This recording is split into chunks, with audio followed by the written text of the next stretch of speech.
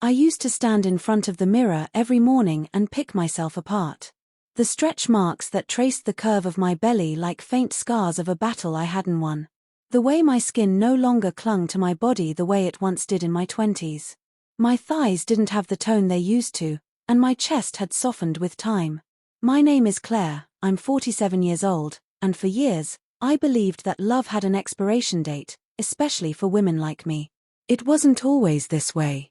I used to walk into rooms without thinking about who might be watching or judging. I laughed without covering my mouth.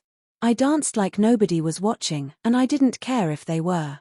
But things changed slowly, almost too slowly to notice. First came the comments. You look tired, Claire. Are you taking care of yourself? You still look good, for your age. I laughed it off at first.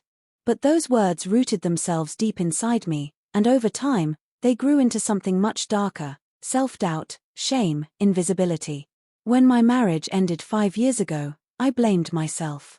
David had been distant for a while, working late, barely touching me anymore. When he finally admitted he was seeing someone else, someone younger, someone fitter, I wasn't surprised. I told myself this was what I deserved.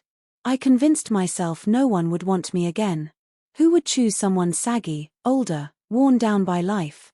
After the divorce, I focused on my daughter, Lily, who was in her final year of high school. She was my light, and for a while, I told myself she was all I needed. I went to work, came home, made dinner, and watched TV until I fell asleep on the couch. Life was a rhythm, familiar and lonely. I didn't date. I didn't try. I didn't want to be seen. Then came Michael. He walked into my life in the most unremarkable way possible, through a neighborhood book club. I almost didn't go. I told myself I'd rather stay home and catch up on laundry, but something pushed me out the door that evening. Michael was new to the group, a recently relocated architect from Seattle who'd moved into town to be closer to his aging mother. He was tall, with gentle eyes, and a smile that felt like warm honey. When he spoke, he listened with his whole body, leaning in slightly, making you feel like the only person in the room. I never expected him to notice me. I wore a loose cardigan and no makeup that night. My hair was frizzy from the humidity. But he did notice. And after a few weeks, he invited me for coffee. The first time we met outside the book club, I almost cancelled. I stared at my closet for 30 minutes, trying on outfit after outfit, panicking over every wrinkle and fold on my body. I told myself he probably meant it as a friendly gesture, that it wasn't a date. But when I walked into the cafe and saw his smile, saw the way he stood up to greet me, I knew it was more than friendly. We talked for hours. About books, architecture, our families. I laughed more than I had in months. I forgot, for a moment, about how I looked. I forgot to suck in my stomach or adjust my sleeves to hide my arms. He didn't look at me with judgment. He looked at me like I was someone worth knowing. Over the next few months, we saw each other more. He came over to help me fix a leaky faucet one weekend, and I baked him banana bread as a thank you. We went for walks in the park, watched old movies, and shared quiet dinners at local restaurants. He never rushed me, never pushed for more. And that terrified me, because for the first time in years, I was starting to hope again. But hope is fragile when your self-worth is low. One evening, after a long walk, we ended up back at my house.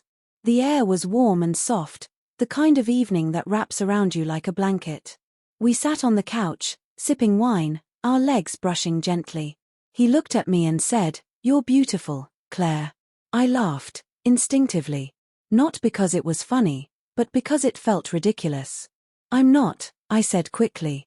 "My body's saggy, and I'm not what I used to be. I get it if that's not what you want."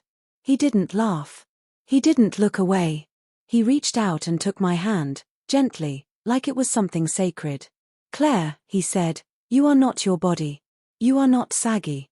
You are not less than. You're strong. You're warm. You're incredibly intelligent. And yes, your body is beautiful, just like the rest of you." I felt tears burn the corners of my eyes. No one had said anything like that to me in years. I didn't believe him, not fully, but I wanted to. The intimacy that followed wasn't wild or movie-like. It was slow. Gentle. Respectful. Every time he touched me, he paused to see if I was okay.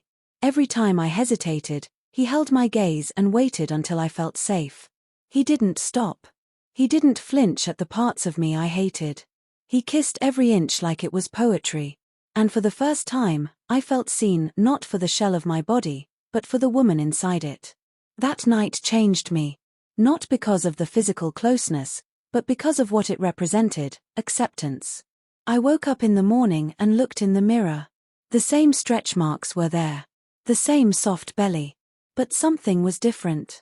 For the first time, I didn't grimace. I didn't cover myself. I saw a woman who had lived. Who had carried a child. Who had survived heartbreak.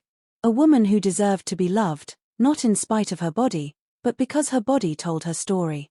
Michael and I grew stronger from that point on. There were hard days, of course. I still struggled with self-doubt, and sometimes I pushed him away, afraid he'd change his mind. But he never did. He showed up. He stayed. And slowly, I started to believe I was worthy. Lily went off to college the following fall, and I cried for days. Michael held me through it all. He told me that letting go was part of loving deeply, that I had given my daughter wings, and that now, I could open my own. We've been together for 2 years now. I'm still the same woman, with saggy skin, wrinkles, and laugh lines, but I no longer see those things as ugly. They are reminders of the life I've lived, the battles I've won, the love I've found. When Michael looks at me, I don't flinch anymore. I meet his gaze. I smile. Because I know now that beauty isn't about being tight-skinned or flawless. It's about being real. Being open. Being brave enough to say, "This is me." And realizing that the right person won't just accept you, they'll celebrate you. So if you're reading this, and you've ever looked in the mirror and felt unlovable, I want you to know, you are enough. You are still worthy of love, desire, joy. Your story isn't over. And sometimes, when you least expect it, someone will come into your life and remind you of everything you forgot about yourself. That's what Michael did for me. And I'll never forget it.